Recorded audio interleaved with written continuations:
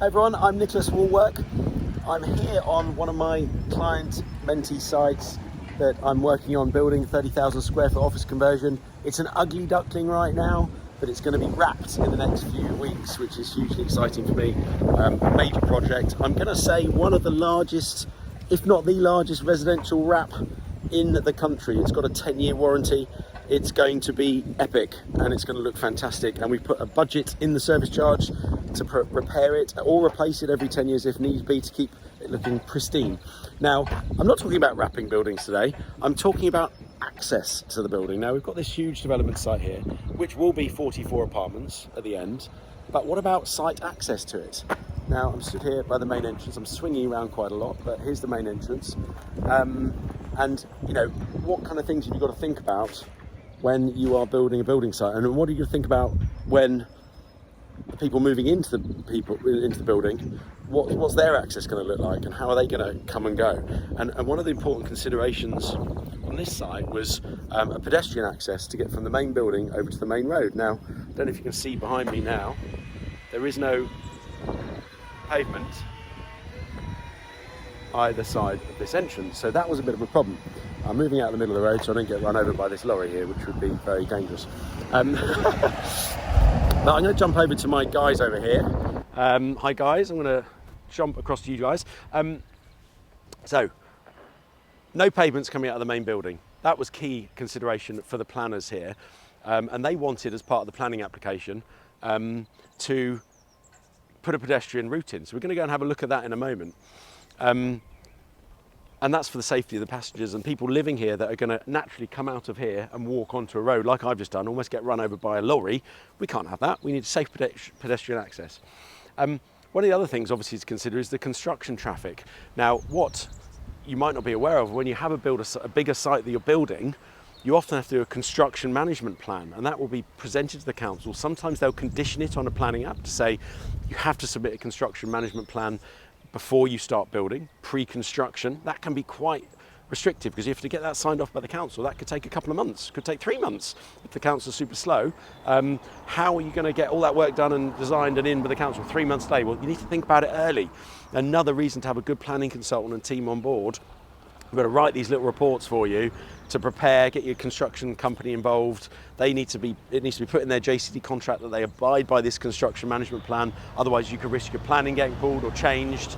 And it can be really tricky. You know, you don't want the council against you if you're not, not being respectful of your neighbours. You're not keeping noise and dust and traffic and issues and deliveries to a minimum.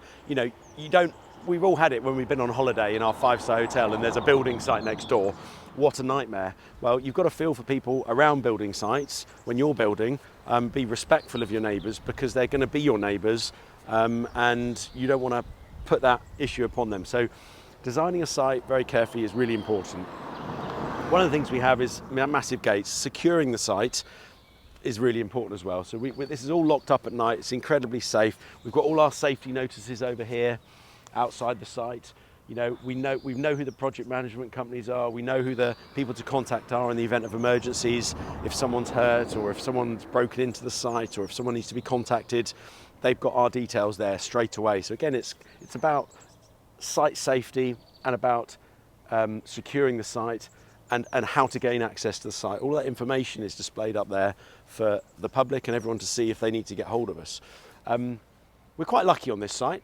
I'm going to brave the road because we've got a nice big road coming in here. And you can see we've got a delivery here waiting to come in.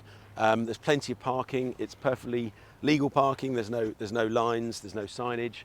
And we've got a big road to come in and a really big access to this site. We've got tons of parking on site. I think there's 70 odd spaces. So there's absolutely tons of parking on site for putting materials. We have, as you might be able to see just through the trees here, we've got a number of containers on site. So again, getting materials delivered in bulk to minimise the access to the site for delivery vehicles and stuff is really key. That helps keep us quiet, deliveries to a minimum, and keeping stuff secure on site. You can lock up those big containers, make sure no one is getting access to them to come and nickel your copper pipe and sell it on the open market. Let's walk down now. So this is one of the problems we have. There is no pavement. So key Don't get run over, chaps. Key is showing you this pedestrian access. So this is one of the main things for planning that was part of the original application. And now we can see we're on the pavement here, and there's plenty of pavement up and down this. So what we've done is we've connected, we will be connecting in, I think we're just about starting, a little bit further up, about halfway down the site, down on the, I think it's the west entrance, I think we called it. There's three entrances to the building. There's the main entrance we've just come from, I was showing you, and there's two side entrances as well. And you can see here we've done a little bit of groundworks just to kind of check the layout. This will be like a gravel path, you know, nice suitable access, pedestrian access to the site. We'll probably chop down a couple of those limbs off the tree just to make it safe and secure for people to walk through and under it without any branches falling. And you're straight out to, you know, multiple points here, safety access across the road, which is perfect. And where we've just come from, if I can swing you round, down here, access all the way down into the town. There's a nice garden centre, cafes, shops further down. Nice and safe for our pedestrians. So, you know, site access for pedestrians, as well as construction traffic whilst you're building it, you know, make sure your site's safe and secure, and cause as minimal disruption as possible to your surrounding neighbours. So I hope that's given you a bit of an insight into when you're looking at buying your site, small or large, you need to consider your access. If you're in a town centre, do you need scaffolding on the building? You're going to have to apply for scaffold licences. You're going to have to apply for skip licences to put it on the public highway. For us, we're very lucky, lots of parking. You see, all our staff and contractors can park on site. We've got the containers to lock stuff up in. Though on this kind of site, it actually gets easier.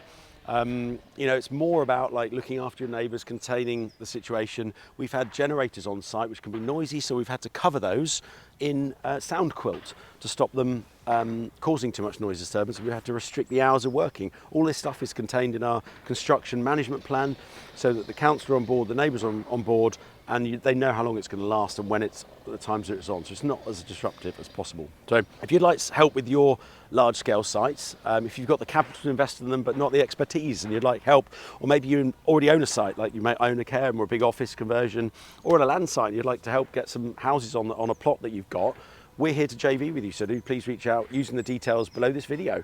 I hope you've liked what you've seen today. I hope you've given some useful tips and tricks on kind of access, some of the restraints you need to think about right from the planning phase, and being upfront about how you're going to develop it and build it with your construction team, to keep everyone on board and understanding that you're going to cause minimal disruption.